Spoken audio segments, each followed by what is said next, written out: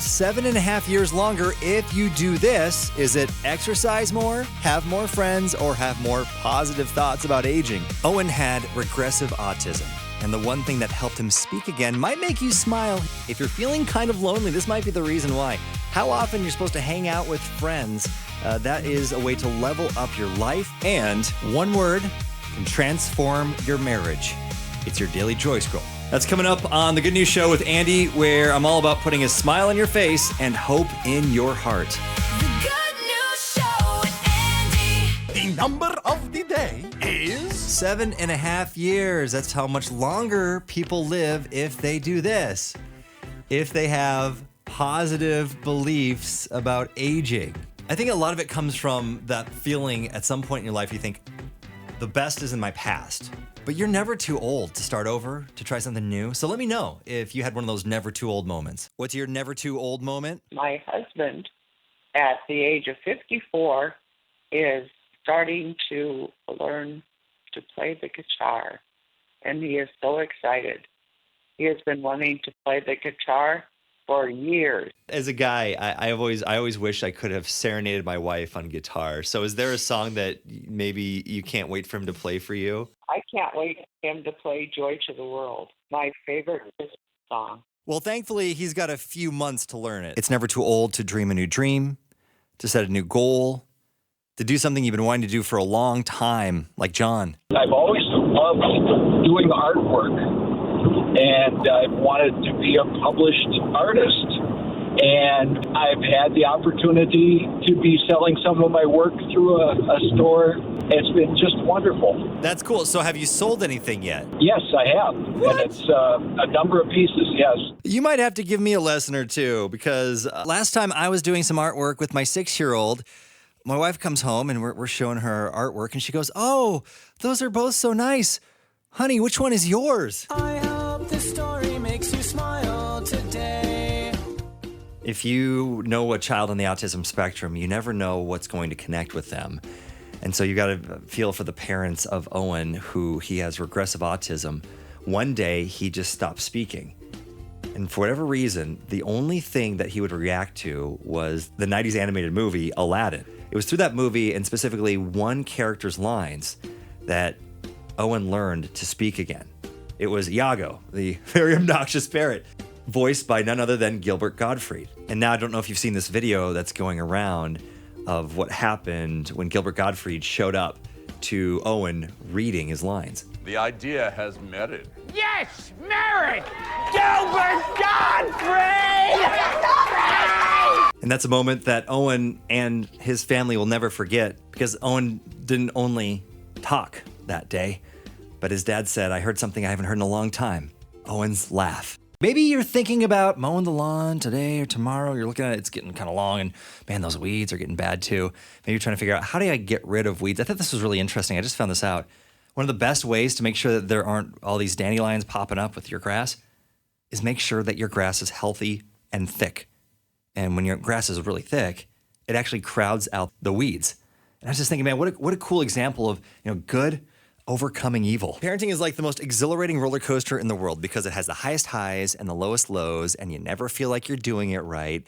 And that's why there's a book you may want to check out called Raising Mentally Strong Kids. Dr. Charles Fay wrote it to talk about the 3 words to say to your kids when you're trying to help them make better decisions. Does this fit? And in other words, does it fit with our goals, our values? And if it doesn't, what would?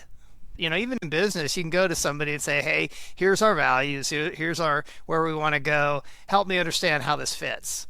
And then somebody is often like a little squeamish, because they're like, "Well, or well, it's your fault." I mean, there's a myriad of different reactions, but we are going to grow more when we're really forced to self-evaluate. And then that's where inside-out change starts to happen, because there's a little bit of pain associated with that disconnect between where we know we really want to go and our behavior. It's good to spend time with friends. Maybe you don't do it enough. Well, how do you know how much you're supposed to do it? Well, here's a way to level up your life. According to a new study, the optimal amount of time to hang out with your friends, this might surprise you, it did for me for sure, is twice a week. it just goes to show you that God wired us for connection. You always assume the worst when something goes wrong with your car. And so when my son's car wouldn't even go into gear, I'm starting to think, do I bring it to the shop or do I just bring it to the junkyard? So I thought, well, we'd take it to the shop down the street. It's just 3 blocks away. So I thought, too far to push it. I'll just hook up a tow cable. Dragged it down. Then I get a call I was not expecting. Oh, it's a simple fix. But because you connected the tow cable in the wrong place to the car, well, it's kind of bent now. And you're going to have to go to the body shop to see if they can fix it. And I'm so embarrassed and frustrated that this happened. It's all my fault. And it really comes back to me just being in a hurry. Instead of doing it right, figuring out the right way to tow the car, or, hey, just call a tow truck. And I feel like I've learned this lesson a lot, but now I think I will not forget this time. That rushing into things leads to bad decisions. And oh, by the way, if you know of an affordable body shop, let me know. You'll see there was Mount Rushmore, Bear Country USA, where, you get to see bears walk right in front of your car. It's so cool. The Badlands Crazy Horse Monument, Rocky Mountain National Park. Those are just a few of the places that my family went to go see on our 1.5-week road trip. And I don't know if you've ever done this when you've got kids in the car and it's at the very end of your vacation. You say, hey, kids, what was your favorite part? So I asked my 8-year-old thinking, I wonder what really connected with him because we did so many cool things. And his eyes light up and he goes, Dad, remember that pool in the hotel in South Dakota that we swam in? I'm like, yeah, the one that was the size of a bathtub and you swam in for 30 minutes? Yeah, that one. That was my favorite part of vacation. I'm like, are you kidding me? Kids, this is why I'm never taking you to Disney. One word that can transform your marriage. It's your Daily Joy Scroll. Marriage is a commitment. And in our culture, commitment is a dirty word. I don't want to commit to you. I want to leave my options open. The problem with that is it leads to loneliness. It leads to superficial relationships. When you make a commitment to a person, you bring security into their life by telling them, I'm going to be with you till you die. Do you know how much security that brings into another person? Do you know how much strength that brings to another person? And then when you bring little children into the world and love them with the love of God and celebrate them and get to know them and watch them develop, it is absolutely incredible. It brings so much joy, so much delight to life. But it's scary how many people say, no, I'm not going to make a commitment because I'm scared and because I've also been hurt and I don't want to go through the mess that my parents went through. So therefore, I'm not going to get involved. That is a tragic decision. Here's today's Hope Highlight. We're not supposed to do it. It's hard, but that's what the Bible says. And it's your Hope Highlight. Philippians 4:6 says, do not be anxious about anything. Thankfully, here's the solution. In everything, by prayer and supplication with thanksgiving, let your requests be made known to God. So when we feel that anxiety starting to well up and that worry, that's a great time for prayer. Or really, any time is a great time for prayer. It's not going to be the same.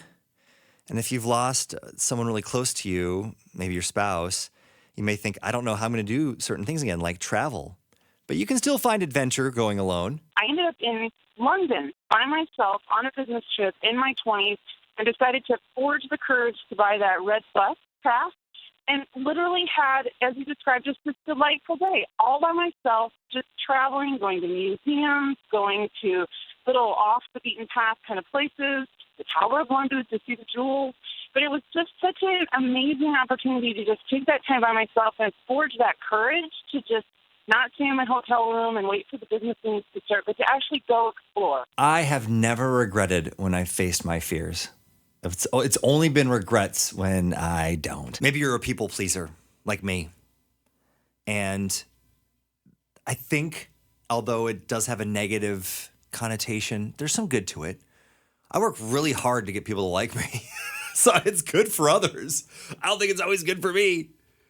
But then, the creator of the universe, I always feel like I'm disappointing him, God. But here's the truth.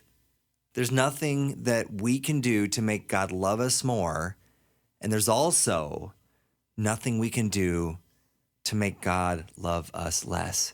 That's the whole point of unconditional love. Hi, is this Andy? Yeah, what's up, man? You know, you were talking about getting mad about stuff. Yeah, I know there's a lot of people that deal with this, not just me, that, we're people pleasers. And so we'll get mad at ourselves when we make a mistake because we know we're disappointing others. The one thing to remember is that no matter what you do for somebody, it's not going to be good enough. Right. And there's some people that nothing you can do is going to make them happy. Yeah, you just do the best you can and call it good enough.